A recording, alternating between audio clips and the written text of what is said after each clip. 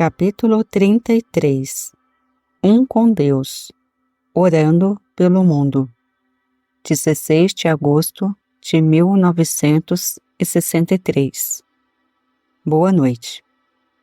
Nos primeiros anos de nosso estudo do caminho infinito, devemos nos ater aos princípios específicos desta mensagem com muito cuidado, muito de perto e muito intensamente, porque o estudo e a prática desses princípios desenvolve nossa consciência para onde não mais odiamos, tememos ou amamos a cena humana.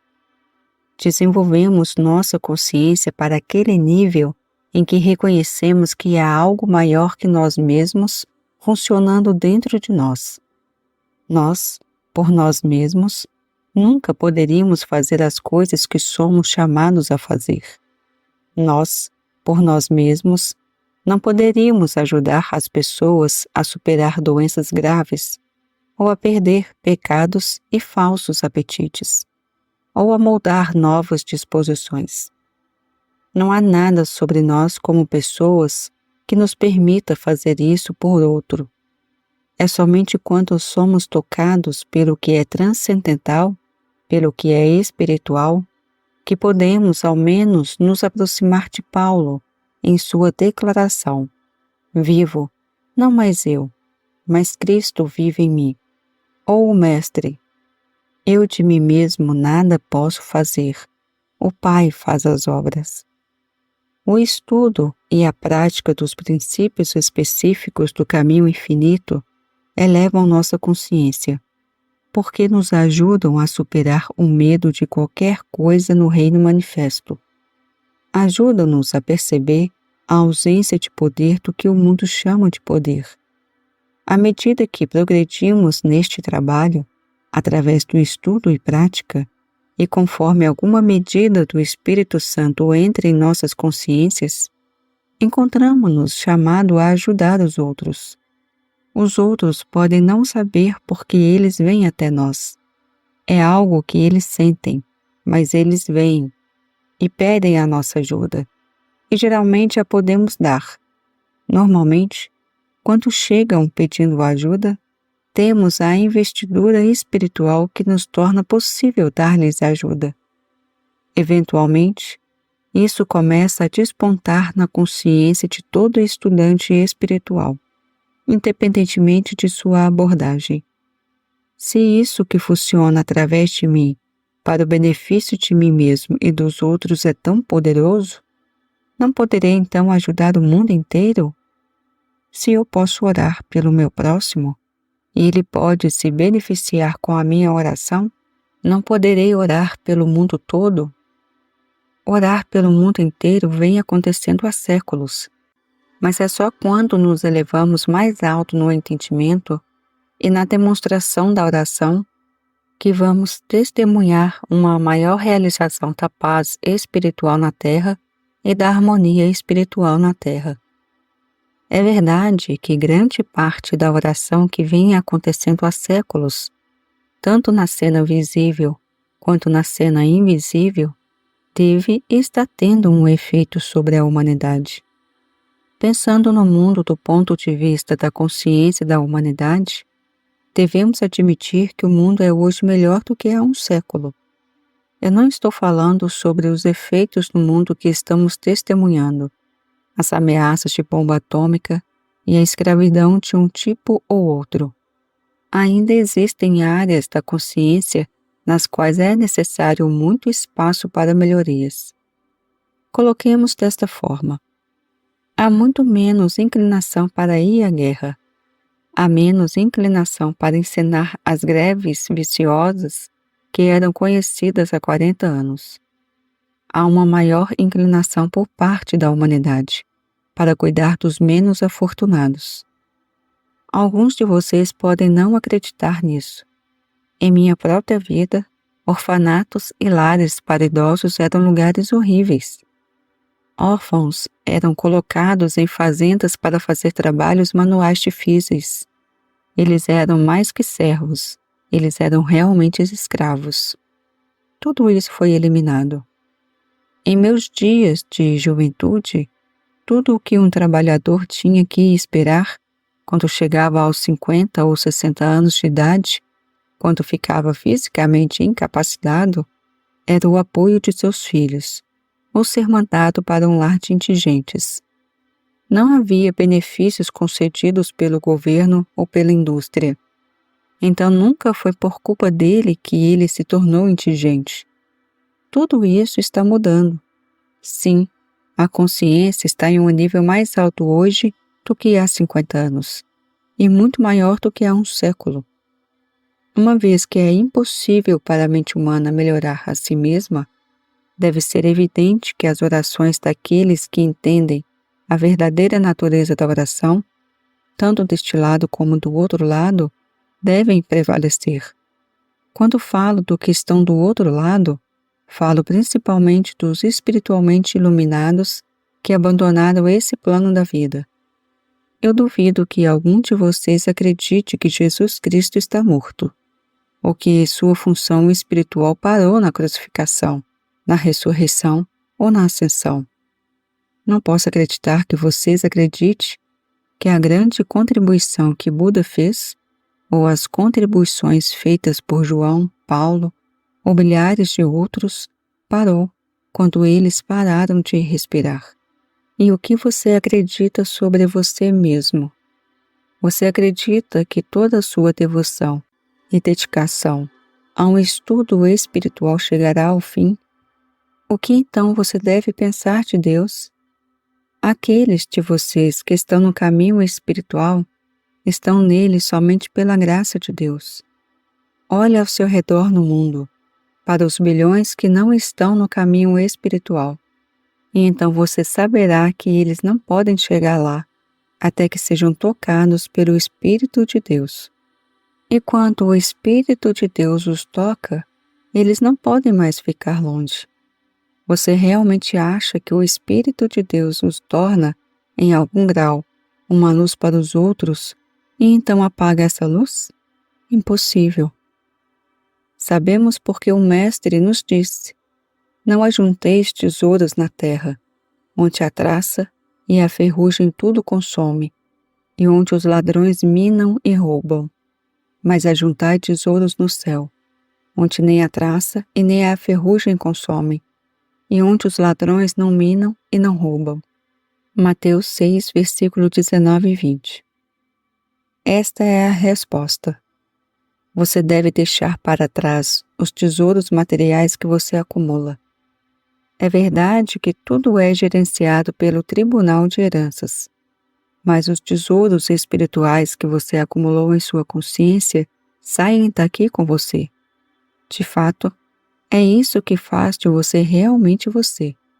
Assim, o grau de sua compreensão espiritual é que torna você o que você é, e não a criatura ou o homem natural. Você é o que você é em virtude de sua consciência espiritual alcançada, e você será maior do que você na medida de sua maior realização de tesouros espirituais. Você não só vai retribuir aqui na Terra, mas você retribuirá em experiências multiplicadas, quando tiver abandonado qualquer senso de existência que ainda carregue.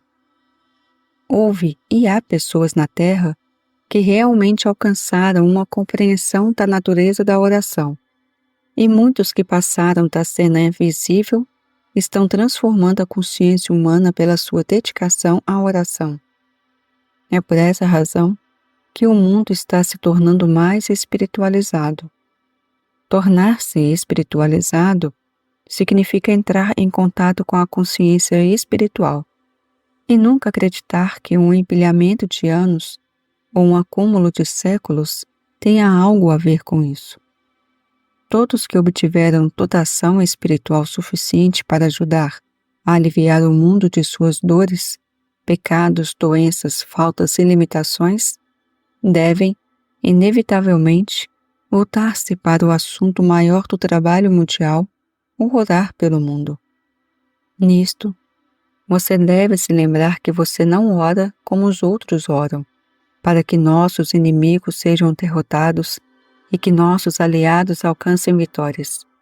Você não reza pelo Partido Republicano, ou pelo Democrático, ou pelo Partido Socialista, porque todas essas orações o levam ao nível de tentar melhorar a cena humana, utilizando o seu próprio julgamento humano. Para orar corretamente, você não deve orar por qualquer condição terrena. Mesmo que você acredite ter um plano que salvaria o mundo, não ore por isso.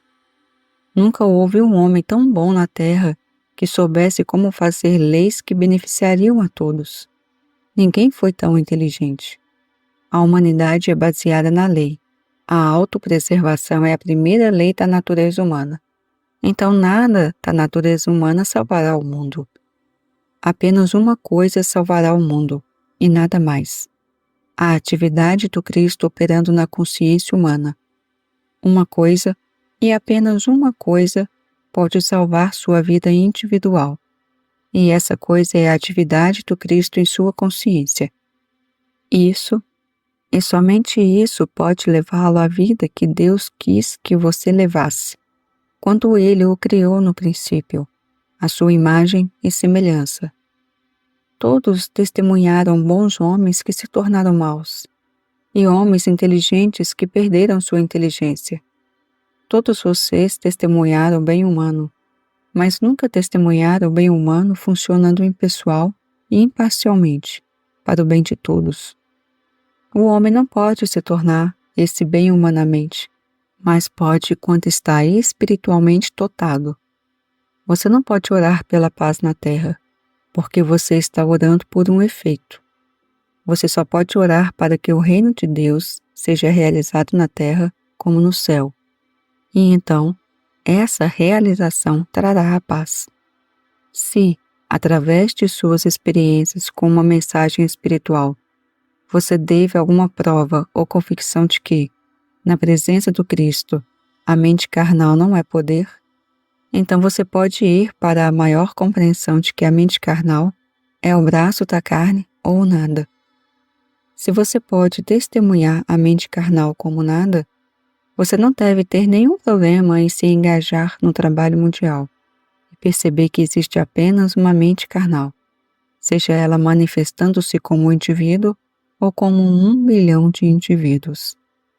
Quando você pode perceber, na percepção e realização da presença do Cristo, que a mente carnal é não poder, você está ajudando a anulá-la para o mundo. Não é suficiente lembrar que a mente carnal não é poder. Não é poder apenas na percepção da presença de Cristo. Um com Deus é maioria. Entenda que a mente carnal é poder em seu próprio nível de ação. Ela perde seu poder somente quando entra em contato com Cristo, com a sua consciência. Não há escuridão na presença da luz. Na tua presença há plenitude de alegria. Onde quer que Jesus se movesse com o seu Cristo, a consciência ativada, o pecado, a doença e a morte desapareceriam com sua chegada. E assim é, em alguma medida, com cada um de vocês. Aonde quer que você se mova com alguma medida de investidura espiritual, alguma medida de pecado e doença deve desaparecer, deve se dissolver. Já que estamos concordando que existe apenas uma mente carnal, não há razão para que 10 homens justos não anulem a mente carnal no mundo inteiro. Nem todos são receptivos, mas felizmente não temos que esperar por todos. Preocupe-se apenas com essa percepção de que a atividade do Cristo em sua consciência dissipa a mente carnal. Quando me aproximo do trabalho espiritual, não é para alterar qualquer conjunto de circunstâncias humanas. Meu único interesse é a realização da atividade de Cristo, dissolvente no senso mortal. Lembre-se, há apenas uma alegação de que a mente carnal tenha qualquer poder, não só poder maligno, mas às vezes até um bom poder. Todo o movimento racial do mundo de hoje é o resultado da investidura espiritual, porque sempre houve aqueles que puderam dizer: há apenas um. Por causa disso, tivemos uma oração justa para agitar essa situação racial e, eventualmente, levar-nos até o amanhã da unidade. Todos os protestos que você testemunha são realmente a mente carnal tentando ser boa, mas não está sendo boa, porque não trará liberdade. Liberdade, igualdade e justiça só são trazidas por uma mudança de consciência. E assim, os trabalhadores reais trabalharão nos bastidores, realizando a atividade do Cristo, dissolvendo as crenças humanas, as teorias humanas, os modos humanos e os antagonismos humanos. Quando você pensa no preço que foi pago pela guerra civil para libertar o negro, e depois perceber como isso falhou miseravelmente, você deve entender que essa era a mente carnal dos dois lados. Se Deus entrasse nesta cena, haveria liberdade. Nós não vamos orar pelo fim dos conflitos raciais, ou que o mundo seja humanamente melhor. Nossa oração é sempre o reconhecimento do não poder da mente carnal e a atividade do Cristo na consciência humana. Então você testemunhará as mudanças na Terra, mas não através de conflitos.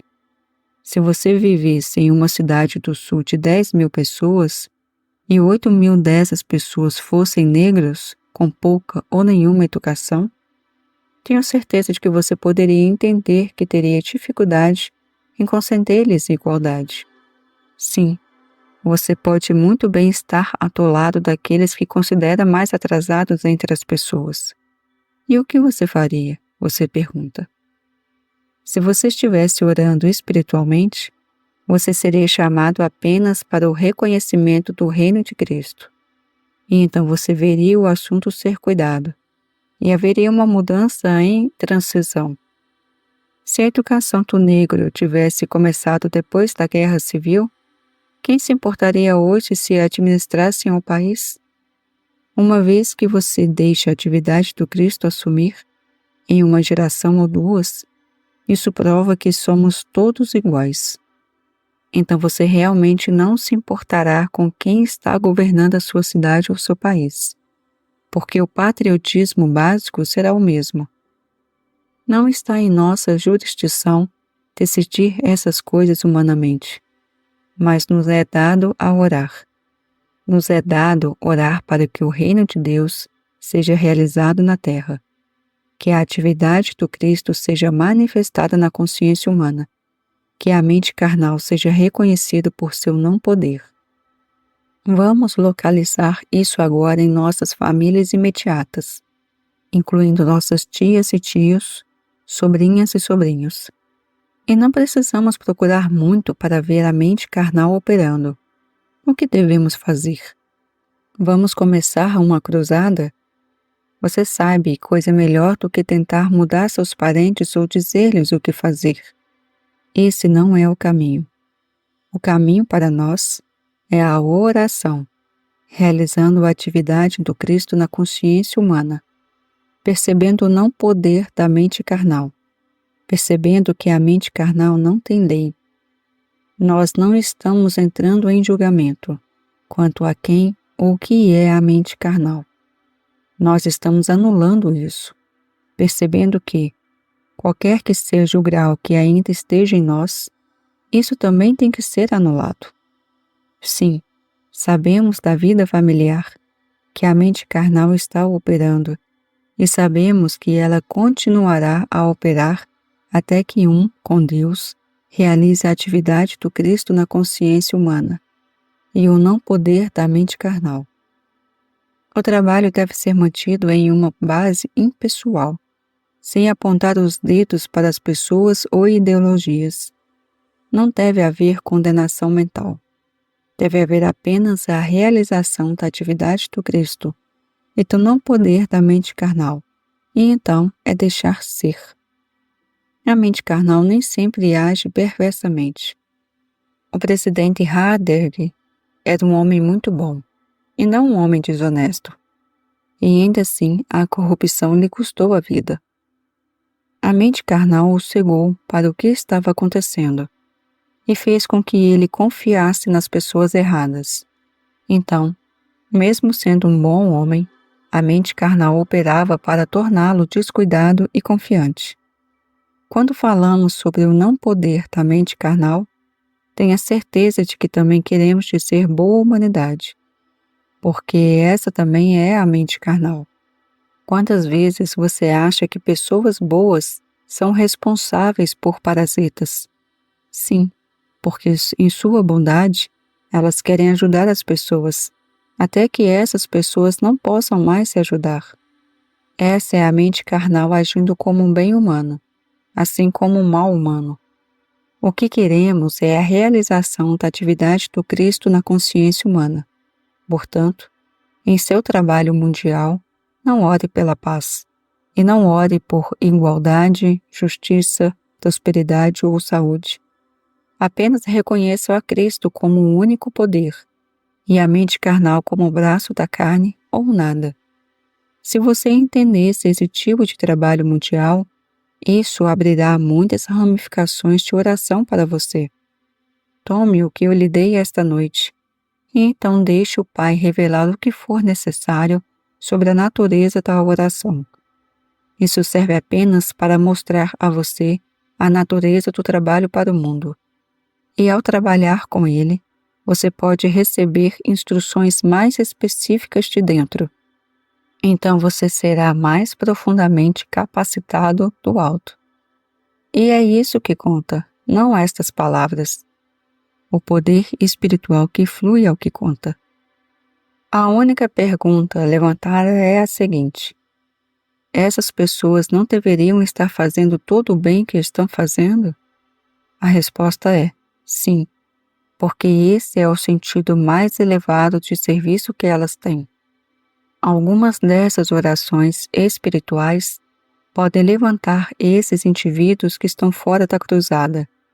Em outras palavras, eu não acho que Florence Nightingale tenha saído e feito tudo o que ela fez só porque ela era um bom ser humano. Eu acredito que o Espírito de Deus a animava a cada passo. Não creio que os homens da Revolução Francesa, da Revolução Americana e da Revolução Brasileira fossem todos homens humanamente bons. Eu acho que muitos estavam sob ordens espirituais e não poderiam ter feito o contrário. Quer sejamos o poder espiritual que levanta essa semente, ou se somos umas das sementes criadas para sair no campo de batalha, não devemos subestimar o valor daqueles que estão na frente, mas, especialmente, aqueles que estão lá fora, sob ordens divinas. Olá pessoal, aqui é Daniela e chegamos ao fim do capítulo 33 do livro A Transformação da Consciência de Joel Goldsmith. Eu queria aqui falar sobre a Florence Nightingale, que ele cita aí no final do capítulo. Eu sempre que tenho alguma referência nos livros, eu procuro saber, se eu não conheço, quem foi a pessoa citada. E nesse caso, a Florence Nightingale, ela foi a reformadora social, ela foi a fundadora da enfermagem moderna. Ela atuou na Guerra da Crimeia e organizou os atendimentos dos soldados feridos, reduzindo muito o número de mortes. Eu só queria deixar essa observação porque eu acho bem interessante conhecer também outras pessoas que foram importantes. Então é isso, pessoal. Continue acompanhando. Amanhã tem o capítulo 34, que o título é Eu, Anulando a Mente Carnal. Se inscrevam, quem ainda não é inscrito, curtam, compartilhem e deixem seu comentário, tá bom? Obrigada e até amanhã.